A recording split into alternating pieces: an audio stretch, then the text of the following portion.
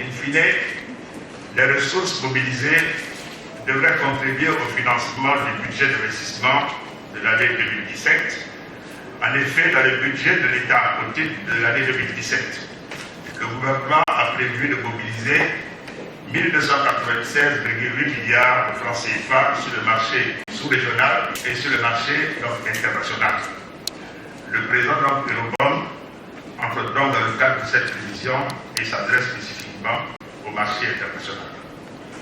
Il était cependant clair dans notre esprit que cette mobilisation de ressources devrait se faire de façon à assurer le maintien d'un profil d'endettement satisfaisant pour la Côte d'Ivoire.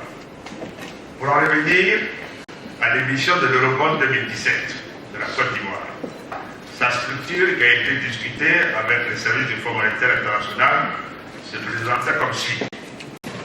Une émission en euros d'un montant de 625 millions sur une durée de 8 ans.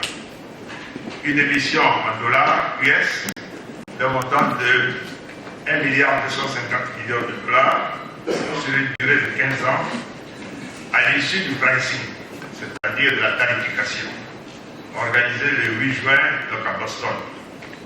Le volume des souscriptions a culminé à 4,8 milliards de dollars US pour la tranche dollar, sur un objectif, comme je vous le disais, d'1,250 milliard de dollars US, soit une souscription de 4 fois supérieure à la somme donc recherchée.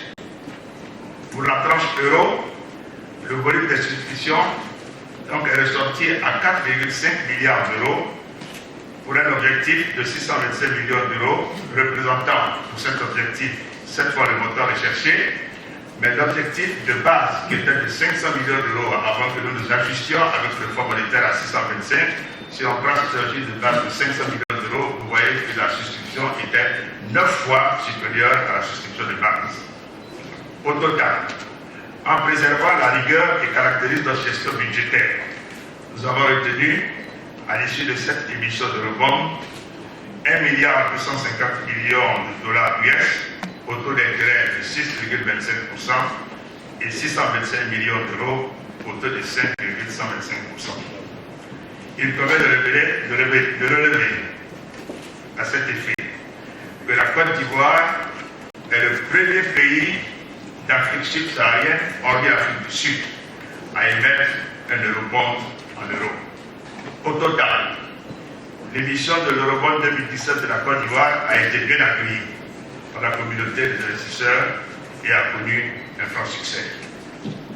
Par ailleurs, la forte souscription de l'émission en euros est la preuve de la profondeur du marché de l'euro et de l'existence d'une poche de liquidité de ressources accessibles à des maturités plus longues et à des taux plus avantageux. En outre, cette émission a permis, dans le contexte de volatilité des prix des matières premières que notre pays a subi, particulièrement pour le cacao, de mettre en exergue la résilience de l'économie ivoirienne fondée sur la diversification de sa base de vie.